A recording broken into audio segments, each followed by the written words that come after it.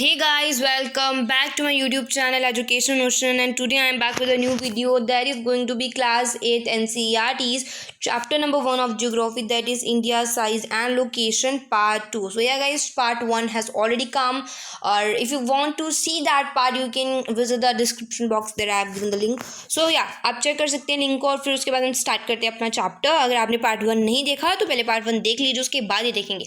तो पार्ट 1 में हमने कहाँ तक डिस्कशन कर लिया था. पार्ट 1 में हमने इंडिया एंड द वर्ल्ड का फर्स्ट पैराग्राफ यहाँ तक कंप्लीट कर दिया था. एक रिकैप दे देंगे जो भी हमने पढ़ा था पिछले वीडियो में जो हमने पढ़ा था उसको एक क्विक रिकैप देते हैं. सबसे पहले ये कि इंडिया बहुत ही पुराना सिविलाइजेशन है, बहुत ही पुरानी सभ्यता है. इंडिया की लोकेशन के बारे में latitudes, longitudes, Tropic of Cancer India को 2 पार्ट्स में डिवाइड करा है. बे ऑफ बंगाल में अंडमान एंड निकोबार आइलैंड्स हैं और अरेबियन सी में लक्षद्वीप आइलैंड्स हैं. फिर हमने साइज़ के बारे में पढ़ा कि इंडिया का साइज़ 3.28 मिलियन स्क्वायर किलोमीटर्स है और इंडिया जो है 2.4% टोटल जो वर्ल्ड का ज्योग्राफिकल एरिया है वो ऑक्यूपाई करता है. India the seventh largest country in the whole world according to its area. After that we read that about its coastline, about its different land boundaries. We read that it is bounded by the Yangtze mountains. After that we read about the time tags as well as the time gap as well as the degree gaps between the different parts of our country. After that we read this paragraph of India and the world, where we're going to be discussing some of the important things that are very important for giving a central location to India, that makes India a very prominent country in the whole economical world, in the geographical world. So yeah, this all was what we already discussed. तो ये तो मैंने आपको एक quick recap दे दिया कि हमने क्या पढ़ा था पिछले वीडियो में, मतलब पिछला वीडियो बनाया था उसमें क्या पढ़ा था. एक वन मोर पॉइंट जो कि आपको याद रखना है कि 2004 में इंदिरा पॉइंट, जो कि बहुत ही साउथर्न मोस्ट पॉइंट माना जाता था इंडिया का, वो सबमर्ज हो गया था ड्यू टू वन सुनामी. तो competitive exam point of view से बहुत इंपॉर्टेंट है, तो इसे हम एक बार मैं इसे भी रिवाइज करवा रही हूँ इसलिए. तो चलिए स्टार्ट करते हैं. हमने पढ़ लिया था प्रोमिनेंट रोल, वाइटल रोल, सब कुछ कंप्लीट कर दिया और अब हम करने वाले हैं ये वाला डू यू नो. तो चलिए स्टार्ट करते हैं. Since the opening of Suez canal in India in 1869, India's distance from Europe has been reduced by 7,000 kilometres. तो मतलब जब से जो स्विस कैनाल नाम का एक कैनाल खुला है 1869, इस ईयर को याद रखेंगे. 1869 में तो जो इंडिया का डिस्टेंस है यूरोप से, अब आप अपनी बुक्स खोलेंगे फटाफट से और देखेंगे कि यूरोप कहाँ पे है. यूरोप इज़ बेसिकली कहाँ पे है. यूरोप हमारे इंडिया के पास में तो है, हमारे एशिया के पास में तो है.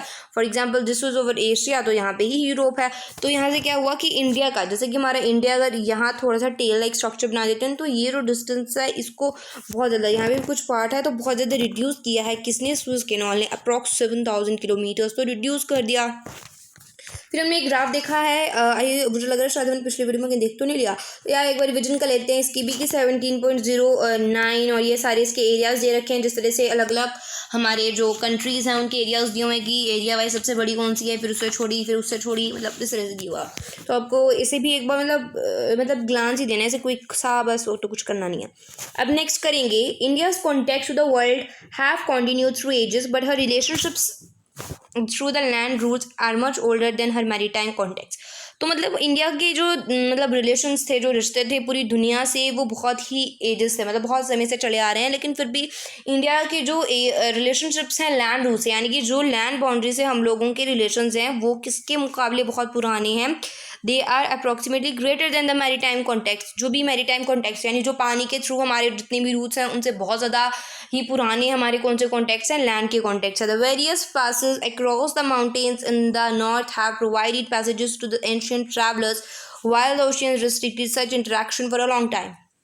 अब देखो, ओशंस डायरेक्टली या इनडायरेक्टली, आज तो ऐसा नहीं है, लेकिन उस टाइम पे जब वेल डेवलप्ड शिप्स नहीं थी, वेल डेवलप्ड मैरीटाइम का एक ट्रांसपोर्टेशन सिस्टम नहीं था, तो शायद कहीं ना कहीं हमारा इंडिया थोड़ा ट्रेड में पीछे हो जाता था, क्योंकि वो एक पार्ट उसका समुंदर में था और प्रॉपर जब तक डेवलपमेंटेशन नहीं हुई थी, प्रॉपर शिप्स नहीं बने थे, प्रॉपर बोट्स या सब कुछ जो प्रॉपर चीज़ें रिक्वायर्ड रहती हैं मूवमेंट के लिए पानी में, वो नहीं थी, तो इंडिया को शायद कहीं ना कहीं थोड़ा सा सफ़र करना पड़ता था. लेकिन थोड़े टाइम के बाद जब डेवलपमेंट हो गई तो हमारा इंडिया बहुत ही प्रोमिनेंट बन गया, बहुत वाइटल बन गया पूरी दुनिया की इकॉनमी की बात की जाए उसमें भी. और हम एंशियंट ट्रैवलर्स की बात करें, मुझे लग रहा है शायद से मैंने नाम सुना हुआ है, सुना सुना सा लग रहा है मेरे को, तो मैं बोल देती हूँ जोजिला पास नाम का एक पास भी है। बहुत सारे पासेस हमें देखते हैं, तो मेरे को लग रहा है शायद लेह लद्दाख वाली साइड है, तो हमारे जम्मू में भी बहुत सारे हैं, तो लेह लद्दाख भी इंडिया का एक पार्ट है। तो उनकी बात की जाए तो वहाँ पे भी बहुत सारे पासेस थे। पासेस मतलब कि जो वेज होते हैं माउंटेन्स में उन्हें पासेस बोलते हैं। होप इट्स क्लियर, क्योंकि हमने पिछली क्लास में भी पढ़ लिया है। तो जो वो ट्रैवलर्स थे वो उन पासेस से आते थे, और उसके बाद जो एक इंटरेक्शन रहता था उनके बीच में, हमारे हिंदुस्तान के बीच में और बाकी के ट्रैवलर्स के बीच में बहुत अच्छा इंटरेक्शन बना रहता था। These routes have contributed in the exchange of ideas and commodities since ancient times. आपने टैंक सैंग के बारे में सुना होगा, जो यहाँ से अप्रॉक्स 600 बुक्स लेके गए थे, और बहुत ही कम अमाउंट की बुक्स वो अपनी कंट्री में दोबारा लेके जा पाए। तो सोचिए कि अगर चाइना जैसी कंट्री इतनी ज़्यादा एडवांस्ड है, मे बी उसके पीछे एक बहुत बड़ा एक रीज़न है कि इंडिया ने बहुत ही ज़्यादा कंट्रीब्यूशन दिया है। आपको याद होगा कि बहुत सारे हमारे ऐसे यूनिवर्सिटीज़ खुले जिन्होंने बहुत इंपॉर्टेंट रोल प्ले किया। तो रूट्स हैं ये बहुत ज़्यादा एक्सचेंज में, मतलब आइडियाज़ ही केवल कमोडिटीज़ के लिए, मतलब केवल गुड्स के लिए इंपॉर्टेंट नहीं थी, but on the other hand for the commodities, मतलब for the books too, for the ideas too. जो आइडियाज़ हैं हमारे उनकी हेल्प में मतलब करते थे। जो उपनिषद हैं, उपनिषद आपको पता होंगे, जो हमारे हैं जितने भी उपनिषद, हिंदू वालों को ज़्यादा पता होगा, बट या everybody must know about that. Ramayan हो गया, पंचतंत्र की कहानियाँ होगी, बहुत सारे बच्चे आज भी सुनते हैं, मैं भी सुनती हूँ बहुत बार। इंडियन न्यूमेरल्स क्या होते हैं? न्यूमेरल्स क्या होते हैं आपको पता होगा, जैसे 1 2 3 4 लिखते हैं, ये भी जो बहुत सारे, जैसे कि सबसे important common example is this. आप सोच रहे हैं कि क्या बना दिया, ग्लोब बनाया क्या ज्योग्राफी में? No, it's zero. तो जीरो का आविष्कार किसने किया था? आर्यभट्ट ने किया था, तो वो भी यहाँ ही से बाहर गया। उसके बाद ये है कि जो डेसिमल सिस्टम हमारे इंडिया में ही बना। ये सारी चीज़ें क्या हैं, बाहर की कंट्रीज़ में हमारे इंडिया की वजह से ही जा पाई। मसाले हों या फिर मुस्लिन यानी मलमल का कपड़ा होता है ना, बहुत ही सॉफ्ट सा होता है, या फिर और कोई व्यापारिक जितनी भी वस्तुएं होती हैं, वो सारी की सारी बाकी की कंट्रीज़ में हमारे इंडिया की वजह से जा पाई। On the other hand the influence of Greek sculpture and the architectural styles of dome and minarets from West Asia can be seen in different parts of our country. West Asia, अब guys West Asia की बात की जाए तो waste Asia से भी बहुत सारी जो चीज़ें, जैसे ईरान इराक की बात की जाए, वेस्ट एशिया आ जाता है। तो उनकी बात की जाए तो वहाँ से बहुत सारे हमें ग्रीक से हमें स्पेशली स्कल्पचरल आइडियाज़ मिले कि स्कल्पचर्स कैसे बनाए जाए, मूर्तियाँ कैसे बनाई जाएँ। और ईरान इराक जाएंगे, वेस्टर्न जो कुछ हमारी एशियन कंट्रीज थी, वेस्टर्न एशियन कंट्रीज थी, वहाँ से डोम क्या होता है, टॉम्ब होता है। जैसे कि ताजमहल है, तो टॉम्ब मतलब कि जब कोई मर जाता है उसके बाद हम उसकी याद में बनाते हैं, तो दैट इज़ द टॉम्ब। और वही जो टॉम्ब था वो आपको पता होगा, Taj Mahal is also a tomb. अब आप कमेंट करके बताएंगे कि किसका टॉम्ब है वो। उसके बाद है मीनारेट्स, यानी मीनार, Qutub Minar, Char Minar, you all are familiar with that. उसके बाद है वेस्ट एशिया, वही ये सभी चीज़ें कहाँ से आएंगी, वेस्ट एशिया से तो आई, ईरान इराक कहीं से तो आई हमारे कंट्री में। उसके बाद है इंडियाज़ नेबर्स। तो बहुत इंपॉर्टेंट टॉपिक, अगर आप लोग कभी मतलब फ्यूचर में सोचो कि यूपीएससी मतलब कुछ करेंगे ऐसा, तो बहुत इंपॉर्टेंट रहता है उस पॉइंट ऑफ व्यू से। इंडिया के नेबर्स, इंडियाज़ नेबर्स। अब नेबर्स इंडिया के क्या हैं क्या नहीं हैं, इनको एक बेसिक सा इन्होंने यहाँ पे एक आइडिया दिया हुआ है कैसे समझ सकते हैं इसको। इंडिया को pies an important strategic position in south Asia. तो आपको पता है साउथ एशिया में इस तरह से जो हमारा टेल निकला हुआ है इंडिया का थोड़ा सा, तो क्या है कि इंडिया को साउथ एशिया में बहुत इंपॉर्टेंट प्रोमिनेंट स्ट्रैटेजिक पोजीशन मिली हुई है। इंडिया हैज़ 28 स्टेट्स, और now there are 28 states and now there are 9 union territories. No, this is not 9, यहाँ पे हम लिखेंगे 8 यूनियन टेरिटरीज, क्योंकि Dadra and Nagar Haveli as well as Daman and Diu have been combined together. I hope you all are familiar, तो मतलब सारों को पता ही होगा। उसके बाद अब एक क्वेश्चन उन्होंने दे दिया है कि भाई ये सब कुछ फाइंड करो, पहले हम रीड करते हैं उसके बाद ही हम क्वेश्चंस के भी आंसर्स देंगे। India shares it's land boundaries with Pakistan and Afghanistan in the north west, China, Tibet. चलिए ऊपर चलते हैं, मैप में चलेंगे, बिकॉज आई ऑलरेडी टोल्ड कि geography is all about maps. तो आप देख सकते हैं कि नॉर्थ वेस्ट में कौन कौन सी कंट्रीज दिख रही हैं आपको। नॉर्थ वेस्ट में हमें दिख रही है, नॉर्थ वेस्ट में दिख रहा है यहाँ पे है पाकिस्तान, अफगानिस्तान। भाई अफगानिस्तान कहाँ पे चला गया, अफगानिस्तान भी यहीं कहीं होगा। उसके बाद हमारा जो नेक्स्ट आता है वो आता है हमारे नॉर्थ वेस्ट, यानी कि तिब्बत, चाइना जैसे हम बोलते हैं, तिब्बत। देख सकते हैं आप लोग, Nepal and Bhutan in the north. अब कंप्लीट एक्सट्रीम नॉर्थ में नेपाल और भूटान है, यहाँ पे आप देख सकते हैं। बांग्लादेश भी है यहाँ नीचे। उसके बाद बांग्लादेश ईस्ट में देख सकते हैं, नीचे ईस्ट ही आ रहा है। उसके बाद हमारे कुछ नेबर्स जो हैं वो 2 आइलैंड्स भी हैं। अब 2 आइलैंड्स कौन कौन से हैं उसे नीचे चल के देखेंगे। तो आइलैंड्स की बात की जाए तो आइलैंड्स, पहला सबको पता है Sri Lanka. Sri Lanka is one of the islands that is our neighbouring country, and second one is our Maldives. तो मालदीव्स, जहाँ तक मेरी जानकारी है तो मालदीव्स यहीं कुछ इस पोर्शन में लाई करता है। अब फिर से नीचे चलेंगे and now we will read it all. यही सब कुछ हमने पढ़ लिया। हमने श्रीलंका के बारे में पढ़ लिया और हमने किसके बारे में पढ़ लिया, हमने अपने मालदीव्स के बारे में पढ़ लिया। Before 1947 there were two types of states in India, the provinces and the princely states. Provinces were directly ruled by British officials who were appointed by the viceroy. Princely states were ruled by local hereditary rulers who could acknowledge sovereignty in return for local autonomy. तो क्या है कि उन्होंने बोला है कि two types के states होते थे हमारे पास। पहला होता था प्रोविंसेस और दूसरा होता था हमारे पास प्रिंसली स्टेट्स। ठीक है, प्रिंस से आपको याद रखना है। तो प्रोविंसेस और प्रिंसली स्टेट्स हुआ करती थी और ये किस बेसिस पे होती थी कि जो प्रोविंसेस होंगे वो डायरेक्ट होंगे और जो प्रिंसली स्टेट्स होंगी वो मतलब कि किसी राजा महाराजा के द्वारा वो रूल करवाते थे, क्योंकि आपको पता है लोग भी भड़क सकते हैं और राजा महाराजा उनके खिलाफ खड़े भी हो सकते हैं, तो वो थोड़ा उनको अपना लॉयल्टी दिखाते थे और इस वजह से उनको क्या हो जाता था, बहुत सिंपैथी मिल जाती थी। और फिर ब्रिटिश जो लोग थे, जो ब्रिटिश ऑफिशियल्स थे, वो उनको पावर दे देते थे कि आप भी अपने अपनी सॉवरेनिटी के थ्रू करिए, बट आप थोड़ी हमसे भी राय ले लीजिएगा। अब फिर से ऊपर चलेंगे, वो फाइंड आउट वाले क्वेश्चन फाइंड आउट करेंगे। The number of union territories along the western and the eastern coast, मतलब वेस्ट और ईस्ट कोस्ट में कौन कौन सी यूनियन टेरेटरीज हैं। तो बता दूं, वेस्ट कोस्ट में हमारी आती है दमन एंड दीव, दादरा नगर हवेली, जो कि एक ही बन गई है। नेक्स्ट इज ऑफ पुडुचेरी, जो कि ईस्टर्न कोस्ट में आती है, आप अपने मैप पे भी देख सकते हो, ईस्टर्न कोस्ट में आती है। फिर है area wise which is the smallest and which is the largest, पता है ये एरिया वाइज सबसे बड़ा कौन है, राजस्थान, सबसे छोटा गोवा। पॉपुलेशन वाइज भी बता देते हैं, पॉपुलेशन वाइज सबसे बड़ा यूपी है, सबसे छोटा सिक्किम है। The states which do not have an international border और लाई ऑन द कोस्ट, तो आप अपने मैप पे से देख सकते हैं। मैं नहीं बताऊंगी, वीडियो लंबा हो जाता है फिर तो बहुत ही ज़्यादा। अभी हम करेंगे, अब जिनका ना बॉर्डर है ना ही वाटर बॉडीज़ में लाई करती हैं, वो स्टेट्स आती हैं हरियाणा, मध्य प्रदेश, झारखंड, छत्तीसगढ़ और तेलंगाना।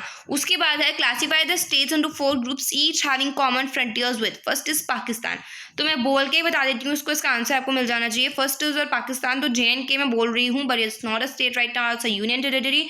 तो आप इसको याद रखिएगा इस पॉइंट को कि JNK मत लिखिएगा एग्जाम में, JNK लिख सकते, हाँ अगर उन्होंने पूछा यूनियन टेरिटरीज तो लिखिएगा JNK। राजस्थान, पंजाब, गुजरात। चाइना में कौन कौन है, Himachal Pradesh, again JNK, Sikkim and Arunachal Pradesh. Myanmar में कौन है, म्यांमार में भी अरुणाचल प्रदेश, नागालैंड, मणिपुर, मिजोरम। फिर बांग्लादेश में क्या है, बिहार, वेस्ट बंगाल, मेघालय, झारखंड, असम एंड त्रिपुरा। तो ये एक इंपॉर्टेंट क्वेश्चन है, इसको एक ध्यान दीजिएगा। उसके बाद नाउ नेक्स्ट इज वो टॉपिक, ये तो हमने क्लियर आउट कर दिया। अब अगला टॉपिक हमारे पास आ जाता है, ये हमने क्लियर कर दिया, श्रीलंका इज सेपरेट एरिया। अब गल्फ पर्क स्ट्रेट यानी पार्क स्ट्रेट और गल्फ ऑफ मन्नार, ये बहुत इंपॉर्टेंट टॉपिक है, तो इसे हम इग्नोर नहीं कर सकते। First use over Palk Strait and second use और गल्फ ऑफ मन्नार। अभी वही चीज़ें क्या है, नाम सुने लग रहे हैं मगर शायद भूल गए होंगे। तो गाइस आप देख सकते हैं, मैं आपको थोड़ा सा जूम करके बताती हूँ मैप में। तो मैप में आप देख सकते हैं जो ये रीजन है, इसी रीजन को बोला जाता है, ये नाम दिया गया है इस रीजन को पर्क स्ट्रेट। उसके बाद जो ये थोड़ा सा नीचे थोड़ा ब्रॉड हो चुका है, इस रीजन को नाम दिया गया है गल्फ ऑफ मन्नार। ठीक है, ये आपको इंपॉर्टेंट चीज़ों को याद करना है। ठीक है, ये जो हमारा श्रीलंका है ये 2 चीज़ों द्वारा सेपरेट हुआ है। First one is of Palk Strait and second is of Gulf of Mannar. अब गल्फ ऑफ मन्नार और पर्क स्ट्रेट का क्या इंपॉर्टेंट रोल है, ये इंडिया को श्रीलंका को डिफ्रेंशिएट कर देते हैं।